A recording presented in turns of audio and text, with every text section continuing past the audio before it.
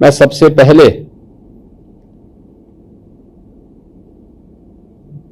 Team UP को, जिन्होंने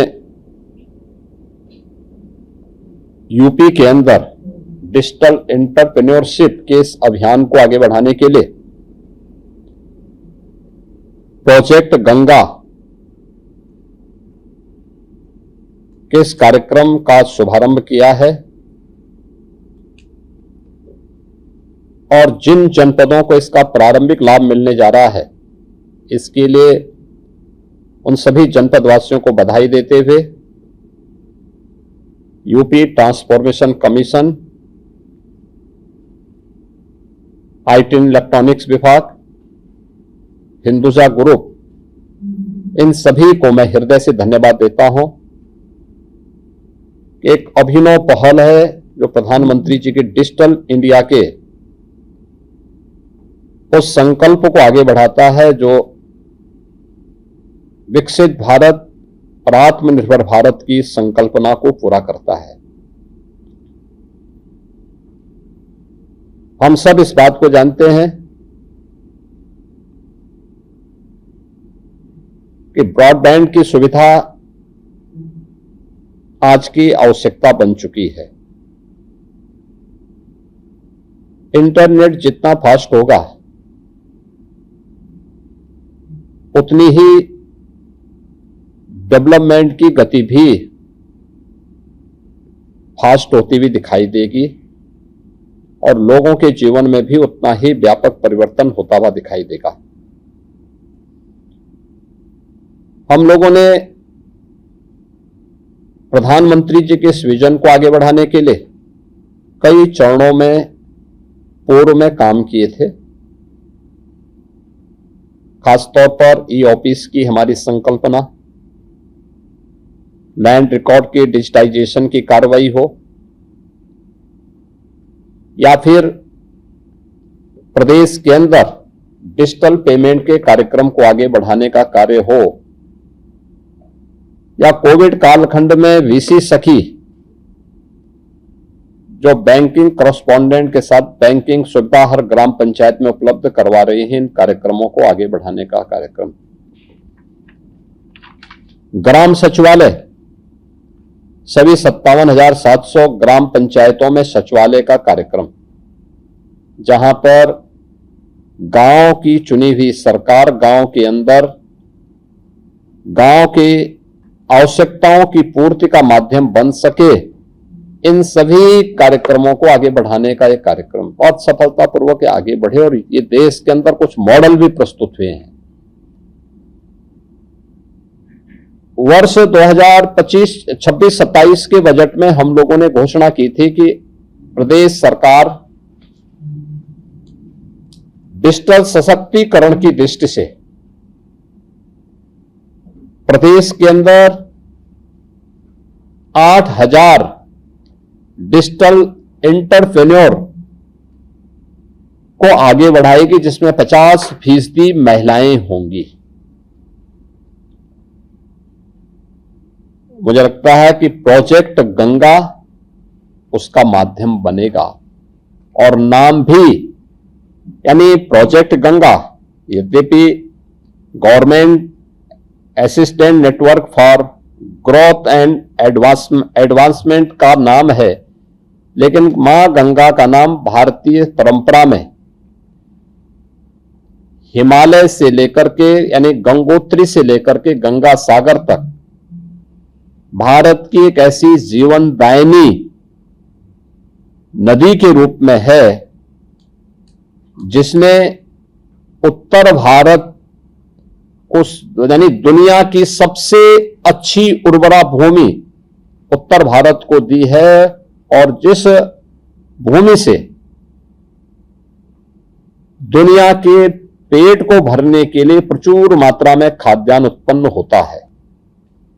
यानी आत्मनिर्भर भारत की संकल्पना का आधार, भारत की एकात्मता का आधार मां गंगा बनी है, और आत्मनिर्भरता हो या विकसित भारत की उन संकल्पनाओं को, जिसके लिए भारत के बारे में कहा जाता है कि ये कभी सोने की चिड़िया थी, तो मां गंगा के आशीर्वाद से ही संभव था। क्योंकि खाद्यान्न उत्पादन में भारत की भूमिका मां गंगा जैसी पवित्र नदियों के कारण ही संभव हो पाया है। और प्रोजेक्ट का नाम भी, यानी इस पूरे अभियान का नाम ही प्रोजेक्ट गंगा है। तो मां गंगा का नाम जुड़ना अपने आप में एक सुखद अनुभूति इस पूरे कार्यक्रम के साथ करता है। इसके लिए प्रदेश के अंदर बहुत सारी स्कीम हमारी पहले से चल भी रही है। यानी यह अब तक डिजिटल एंटरप्रेन्योर जो कार्यक्रम आगे बढ़ना है, इस कार्यक्रम में लास्ट माइल डिजिटल कनेक्टिविटी की सुविधा हिंदुजा ग्रुप उन गांवों में उपलब्ध करवाएगा जहां पे वह डिजिटल एंटरप्रेन्योर अपना कार्यक्रम आगे बढ़ाएगा। उस व्यक्ति को फाइनेंशियल इंक्लूजन के साथ जोड़ने का काम प्रदेश सरकार की वे स्कीम करेंगी जो पहले से चल रही हैं। जैसे उत्तर प्रदेश के अंदर हम लोग सीएम युवा के नाम पर अपनी स्कीम चला रहे हैं। इसमें किसी भी ऐसे व्यक्ति को जिसे इस फील्ड में आगे बढ़ना है और अपना स्वयं का वह व्यवसाय प्रारंभ करना चाहता है, उस व्यवसाय को प्रारंभ करने के लिए प्रदेश सरकार उसे 5 लाख रुपए तक का गारंटी मुक्त, ब्याज मुक्त ऋण देती है।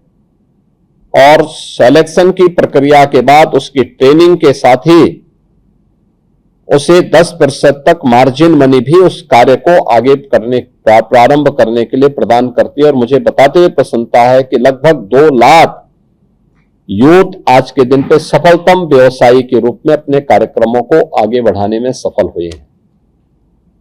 हमने गत वर्ष जनवरी 2025 में ये स्कीम आगे बढ़ाई थी और तब से लेकर के अब तक एक सफल मॉडल आगे बढ़ रहा है। हम इस पूरी स्कीम को जो भी सिलेक्शन होंगे, इसमें सबसे महत्वपूर्ण कड़ी होने जा रही है सिलेक्शन की।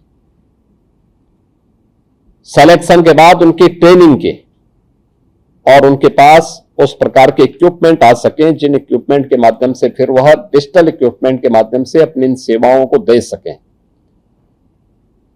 और इसके लिए उनकी रुचि और उनके चयन की प्रक्रिया को जोड़ना और वहां की संभावनाओं को तलाशना।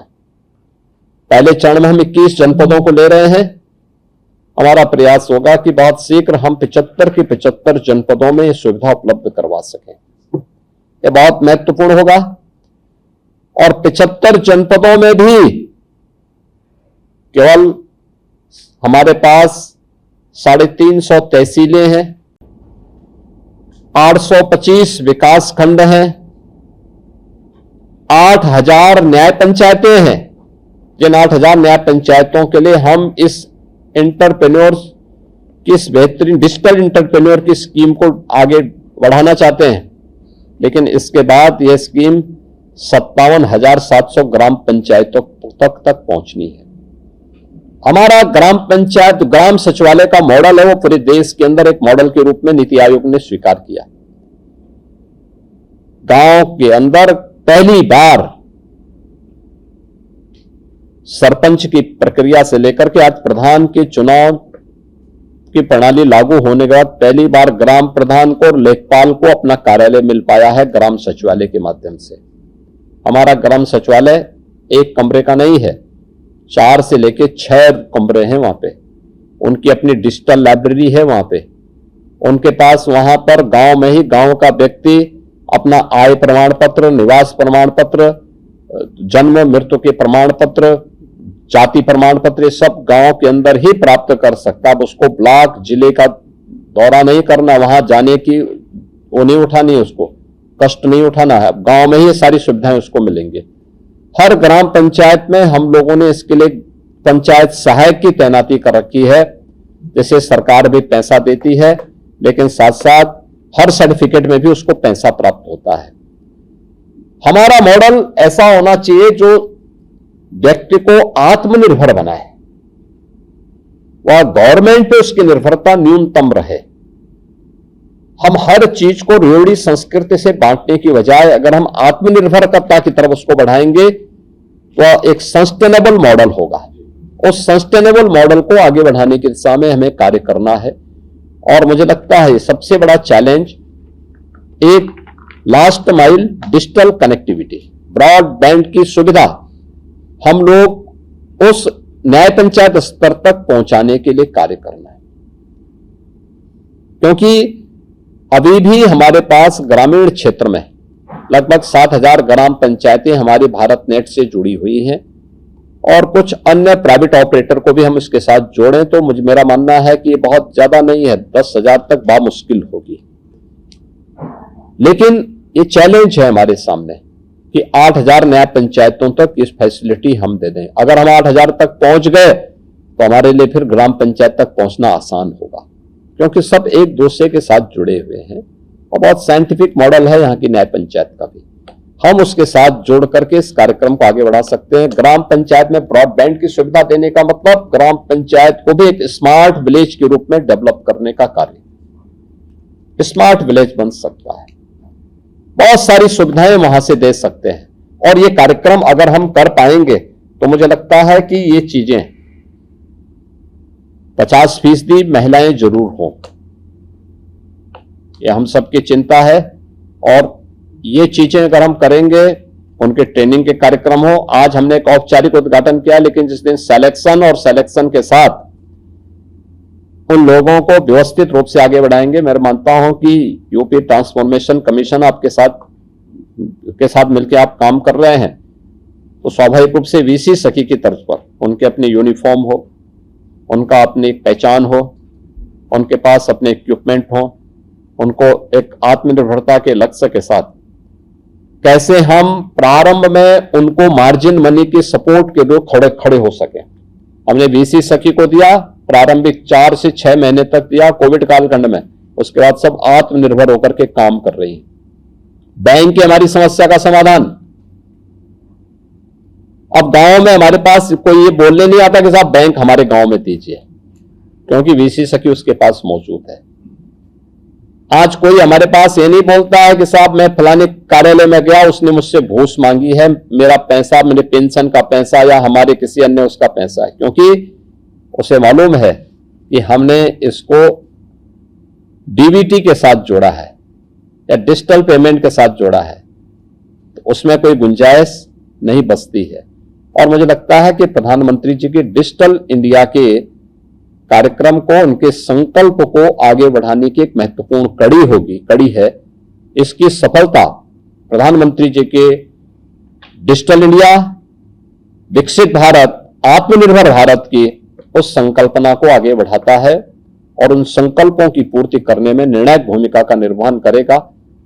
ये बहुत अच्छी स्कीम है। मेरा मानना है कि गांव का प्रोडक्ट, कहीं भी वह व्यक्ति इस स्कीम के लागू होने के बाद वह अपने प्रोडक्ट के लिए भी गांव में उस प्रकार का अपना एक यानी फैसिलिटी उपलब्ध करा सकता है और गांव के माध्यम से ऑनलाइन उसका सेल भी करने की सामर्थ्य रख सकता है।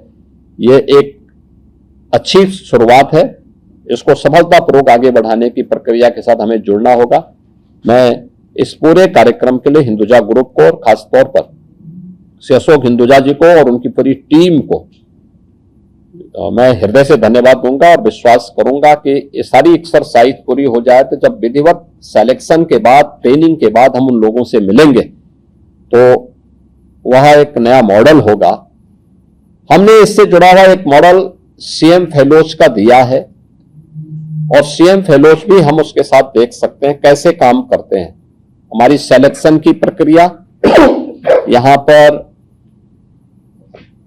यूपी के अंदर जो हमारे एडवाइजर थे उनकी अध्यक्षता में एक कमेटी बनी थी, श्री केवी राजू जी जो वर्तमान में नीति आयोग के मेंबर भी हैं, उस कमेटी ने सिलेक्शन किया था। इसमें ज्यादातर आईआईटी और आईएम से जुड़े हुए स्नातक उसमें सेलेक्ट हुए थे। फिर उनकी हमने ट्रेनिंग कराई थी, 1 महीने की ट्रेनिंग कराने के बाद हमने उनके हाथों में टैबलेट दिया था, उन्हें लॉजिंग की फैसिलिटी उपलब्ध करवाई। एक निश्चित राशि देते हैं और हमारे वे जनपदों में नियोजन विभाग से वे जुड़े हैं, जनपदों में रह करके या एस्पिरेशनल विकास खंड में रह करके वहां के पैरामीटर के बारे में जानकारी वे अपलोड करते हैं और उसको आगे बढ़ाने में कैसे मददगार हो सकते हैं उसको देने में बहुत अच्छी मदद करते हैं। ये कार्य मुझे लगता है एक मॉडल के रूप में हम उसको भी ले सकते हैं कि कैसे हम लोगों ने उस प्रक्रिया को आगे बढ़ाया है। तो इन सबको लेकर के कुछ अच्छा इसमें मॉडल हम दे सकते हैं और देश के लिए वह एक मॉडल के रूप में हम आगे बढ़ा सकते हैं। मैं आज के इस अवसर पर एक बार फिर से प्रोजेक्ट गंगा के लॉन्चिंग के अवसर पर हिंदुजा ग्रुप को, यूपी ट्रांसफॉर्मेशन कमीशन को, आईटी एंड इलेक्ट्रॉनिक्स को, एमएसएमई विभाग को, आप सभी को हृदय से बधाई देता हूं, अपनी शुभकामनाएं देता हूं। विश्वास करता हूं कि ये डिजिटल इंडिया के उन संकल्पों को आगे बढ़ाने में सफल होगा जो विकसित भारत और आत्मनिर्भर भारत के हमारे संकल्पों को पूर्ति करता है।